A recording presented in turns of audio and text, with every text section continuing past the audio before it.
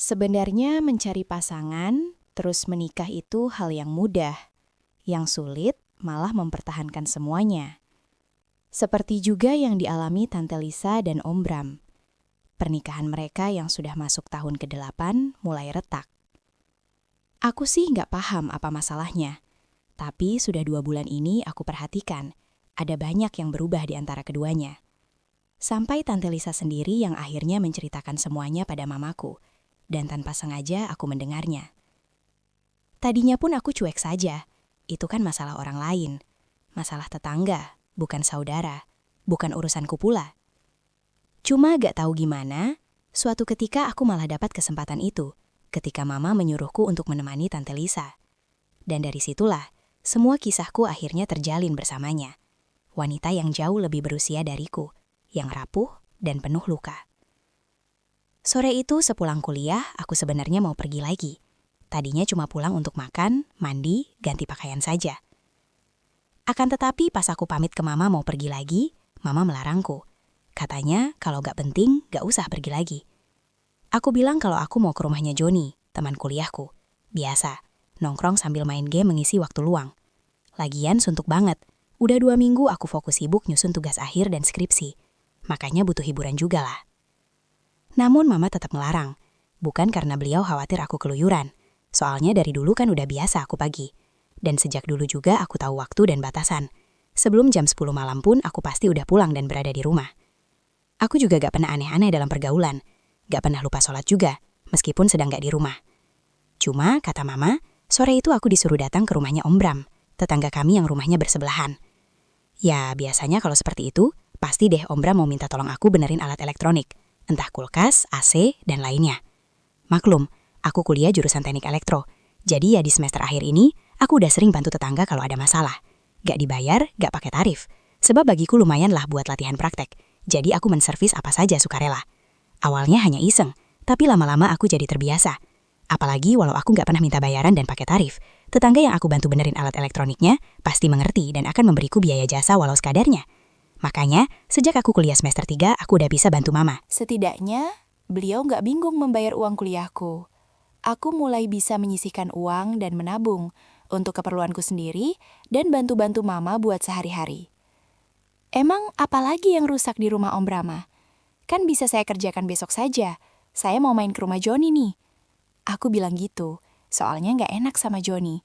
Aku udah janji pulang kuliah mau ke rumahnya, tapi mama tetap ngelarang. Kata mama, dia juga nggak tahu apa yang rusak. Hanya saja sejak siang, Tante Lisa, istrinya Om Brahma berpesan pada mama. Katanya ntar sore kalau aku udah pulang kuliah, tolong ke rumahnya. Tanpa ngasih tahu alat elektronik apa yang rusak. Mama juga nggak tahu apa yang rusak, Ben. Kamu kesana aja deh. Mama nggak enak, dari siang Tante Lisa kesini. Katanya sih kamu ditunggu sore kalau udah pulang kuliah. Kesana ya, Ben? Siapa tahu ada yang penting, Ben. Yah, kawan bukan fiksi. Karena mama yang nyuruh, aku mana berani membantah. Aku nelpon Joni, gak jadi ke rumahnya. Lalu tanpa menunggu lama, aku pamit ke mama mau ke rumah Om Bram. Ya udah deh mah, Benny kesana sekarang ya. Rumahnya tepat di sebelah rumah mama, tapi jelas lebih besar dan lebih mewah. Om Bram itu pengusaha dan Tante Lisa ASN. Beda sama mamaku yang sudah lama jadi single parent untuk diriku. Sejak kecil papa udah tiada, hanya mama yang ngurus aku. Selain dari gaji pensiun papa, mama juga bikin usaha jajanan kecil, tapi lumayan lah bisa untuk menyekolahkan aku juga. Pas aku sampai di rumahnya, mobilnya Om Bram gak ada. Hanya ada mobil sedan yang biasanya dipakai sama Tante Lisa.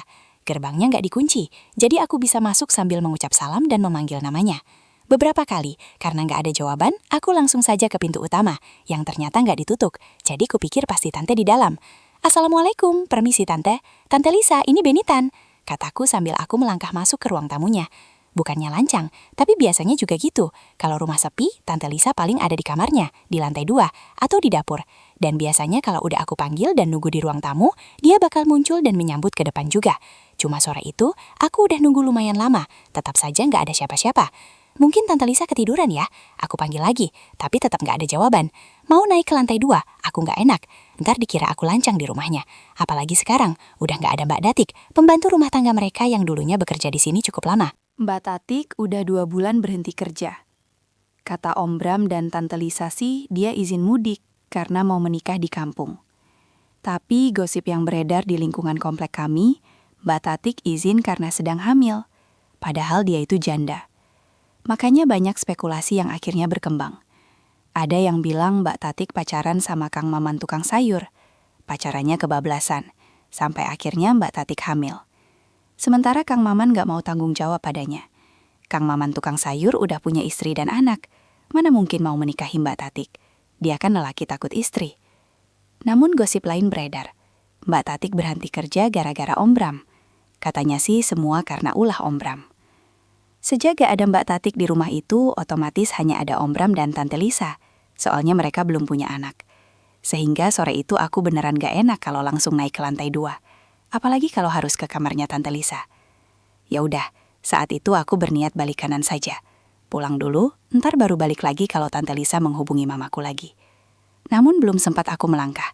Aku melihat seorang lelaki yang terburu-buru turun dari lantai 2. Kayak gugup sekali. Dia berjalan sedikit lari kecil, sambil tangannya membenahi kancing kemeja dan ikat pinggang yang dia kenakan. Aku kaget. Dia juga tak kalah kaget sewaktu melihatku berdiri terpaku di ruang tamu. Tapi tak ada dialog, tak ada bicara. Lelaki itu membuang pandang, lalu bergegas keluar dari rumah Om Bram. Aku jadi tambah mematung di tempat semula. Aku masih tertegun. Masih bertanya-tanya siapa lelaki itu. Kenapa dia ada di rumah Om Bram? Dan kenapa terburu-buru? Pikiranku otomatis menduga itu maling. Tapi entah kenapa aku gak bisa gerak, gak bisa teriak, hanya mematung. Pas mau teriak dan mengejarnya keluar, tiba-tiba suara Tante Lisa memanggilku. Aku menoleh. Lagi-lagi aku jadi kaget. Bukan karena suaranya memanggilku, tapi karena saat itu aku melihat Tante Lisa dalam penampilan yang sungguh berbeda. Ia masih Tante Lisa, usianya sekitar 32 tahun. Wajahnya cantik alami, putih, dan perawakannya ideal, padat, berisi. Tapi suara itu ia bukan seperti Tante Lisa yang aku kenal. Tidak mengenakan baju ASN, bukan juga gamis dan hijab. Wajah Tante sedikit pucat, ia juga masih terkejut, seperti tak menyangka kalau aku ada di situ. Tangannya merapikan diri, gaun pendek rumahan agak kusut, nampak lembab di beberapa bagiannya. Mungkin keringat, tapi mungkin juga bukan. Benny, kamu udah lama di situ, Ben. Gak usah dikejar, Ben. Itu teman kantor Tante kok. Tante Lisa bilang begitu dengan tenang. Atau seperti dibuat tenang dan wajar. Tapi aku tahu, ada kekhawatiran di wajahnya. Iya, Tante. Saya udah lumayan lama. Tadi saya panggil, kirain gak ada orang. Saya disuruh Mama kesini, Tante. Ku jawab dia dengan suara yang wajar juga. Walau sebenarnya kepalaku penuh. Aku masih berpikir, ternyata itu bukan maling. Ternyata itu teman kantor Tante Lisa. Tapi kenapa ada di kamarnya? Kenapa begitu buru-buru keluar dan pergi? Kenapa juga ia seperti gugup waktu lihat aku di rumah itu? Dan kenapa pula Tante Lisa keluar dari kamar yang sama? Lalu kalau itu teman kantornya, kenapa Tante Lisa tak mengenakan seragam ASN, justru mengenakan gaun pendek itu? Saat pikiranku menebak-nebak, menduga yang bukan-bukan, Tante Lisa melangkah turun mendekatiku di ruang tamu bawah. Dia kemudian menjelaskan kalau teman kantornya hanya mampir, mengambil laptop kantor yang tadi kebawa olehnya. Cuma aku tentu paham kalau Tante Lisa berbohong, sebab aku sama sekali tak melihat lelaki itu membawa laptop. Yang bikin aku makin tak percaya, lelaki itu nampak gugup saat merapikan kemeja dan celana ASN saat ia keluar dari kamar atas. Akan tetapi kawan bukan fiksi, sore itu Tante Lisa berhasil membuat suasana yang serba canggung jadi mencair lagi. Sebelum aku bertanya lebih lanjut, dia sudah lebih dulu menawari aku minum teh atau kopi, lalu bergegas membuatkanku. Tante Lisa mengaku siang tadi memang sempat ke rumah dan minta tolong Mama agar memberitahuku sepulang kampus. AC di kamarnya agak bermasalah, makanya dia jadi keringetan seperti itu, karena AC kamar sama sekali gak terasa. Akhirnya sore itu aku benerin AC di kamarnya, sambil Tante Lisa ngobrolin soal teman kantornya yang tadi itu. Mungkin dia khawatir aku salah sangka, dan mungkin dia takut kalau aku cerita ke orang lain, apalagi kepada Om Bram, suaminya. Ku jawab, gak apa-apa Tante, santai saja. Lagian aku selama ini gak suka ngurusin urusan orang lain kok, gak bakal cerita juga. Ya karena aku bilang begitu, Tante Lisa jadi lega dan berterima kasih padaku. Dia juga memberiku hadiah yang tak terduga. Katanya kalau aku bisa jaga rahasia, dia akan memberiku hadiah lagi, asalkan aku jangan sampai cerita tentang semuanya. Sebenarnya AC di kamarnya gak rusak, hanya ada soket yang sedikit kendor. Aku pun gak terlalu sulit membenahinya. Paling juga 10 menitan udah kelar. Tapi karena Tante Lisa menemaniku ketika aku sedang benerin AC, aku jadi agak gimana ya? Ya udah deh, aku sengaja berlama-lama saja. Lagian kayaknya Tante masih belum selesai ngobrolin tentang hidupannya. Aku berdiri sambil sibuk di atas kursi kecil benerin AC, sesekali menolehnya dan merespon ceritanya dengan kata iya. Ya abisnya gimana lagi? Aku kan cuma mahasiswa berusia 22 tahun, yang sama sekali belum paham dunia orang dewasa. Diajak ngobrol masalah rumah tangga, aku beneran ngeblank. Karena jangankan punya istri, pacaran saja aku masih coba-coba. Sementara Tante Lisa sambil duduk di tepi hanjang, terus saja mengurai cerita. Bukan hanya soal teman kantornya yang tadi, kali ini soal kehidupan pribadinya dengan Om Bram. Soal rumah tangga yang sudah 8 tahun dibina dan mulai terasa hambar. Yang bikin aku jadi deg-degan dan sama sekali nggak menyangka, dia juga cerita tentang rahasia dalam rumah tangganya. Soal gosip Mbak Tatik yang hamil dan pulang kampung untuk menikah. Ternyata bukan karena Kang Maman, tukang sayur. Ternyata semua masalah ini benar-benar karena Om Bram, suami Tante Lisa. Dan gosip kedua itu memang benar adanya. Sebenarnya Tante Lisa sudah lama merasa curiga dengan kedekatan suaminya sama pembantu yang sudah lama bekerja di sini. Apalagi sejak Mbak Tatik dan suaminya di kampung akhirnya bercerai, hanya karena sang suami berangkat menjadi TKI. Setelah resmi menyandang status janda, Mbak Tatik mulai berubah. Masih jadi pembantu, tapi sikapnya mulai berbeda. Tante Lisa sering melihat tatapan mata Mbak Tatik pada Om Bram, sebaliknya bagaimana Om Bram menatap Mbak Tatik. Sudah bukan tatapan majikan dan pembantu, melainkan lebih dari itu. Kayak ada chemistry yang tak kasat mata. Tante Lisa juga sering mendapati Om Bram pulang lebih cepat dari biasanya dari kantornya, sementara Tante masih kerja.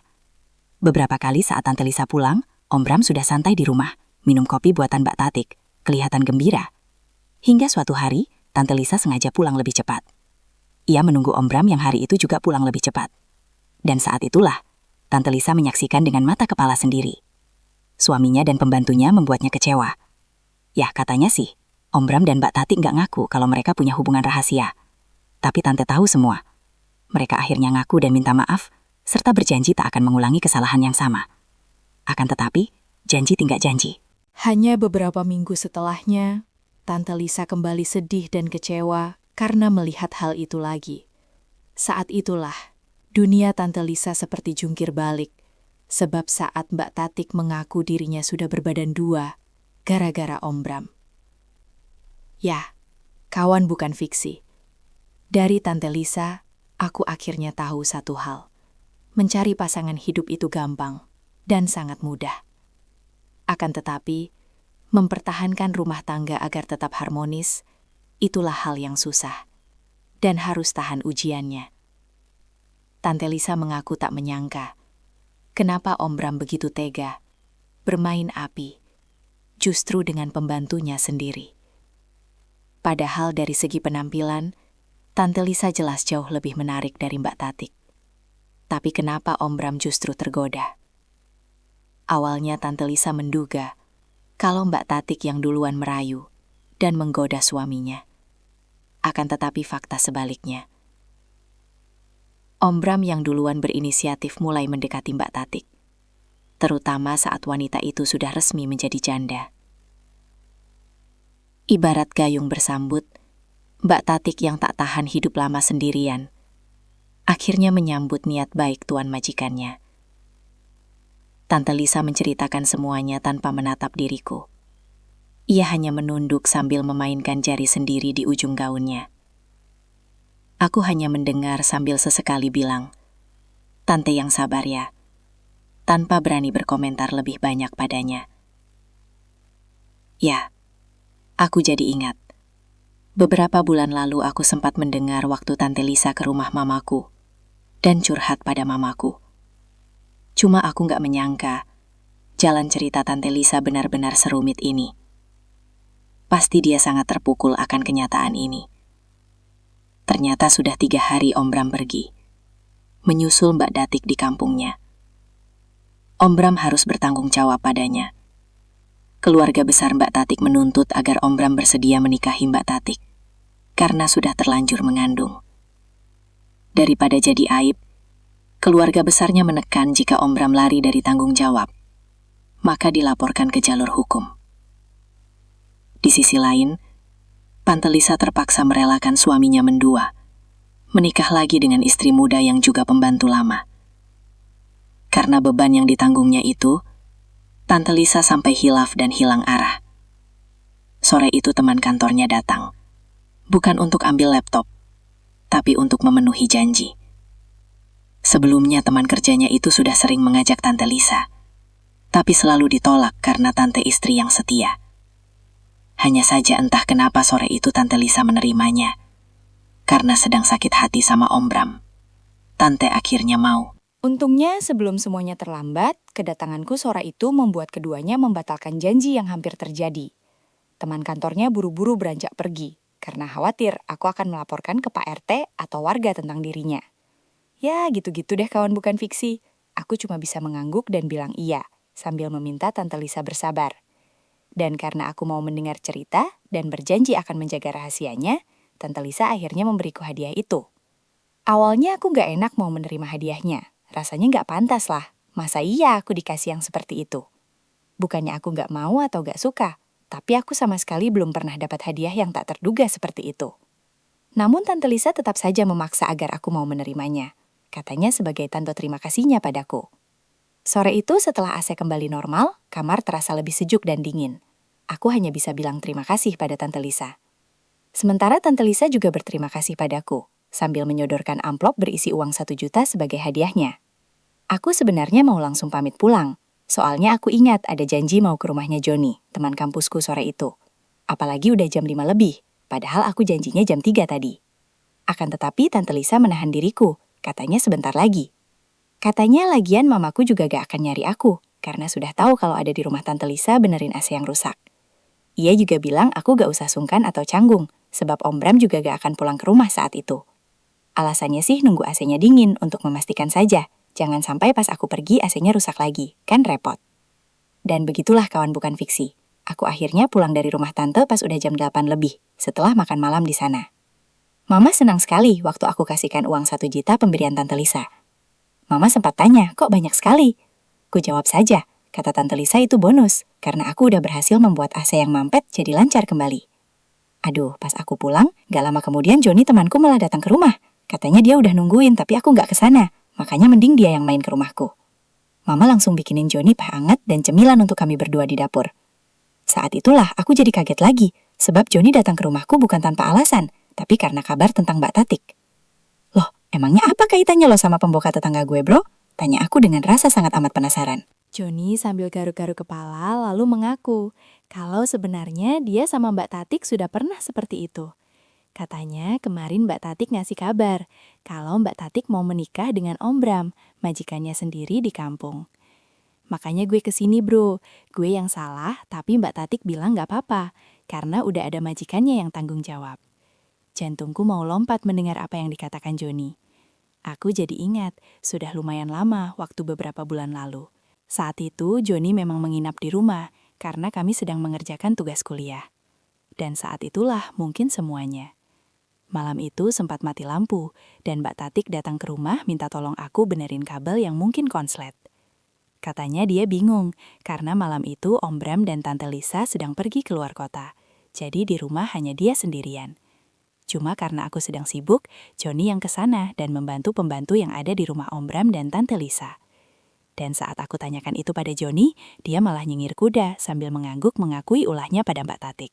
Akhirnya malam itu aku juga jadi bingung sendiri dengan jalan cerita yang makin rumit. Bukan saja tentang Tante Lisa, tapi juga tentang aku yang jadi merasa bersalah, sebab ternyata semua ini gara-gara Joni, teman kuliahku sendiri. Begitulah kisah ini kawan, bukan fiksi. Semoga kalian terhibur ya. Sampai jumpa lagi dalam cerita menarik lainnya ya.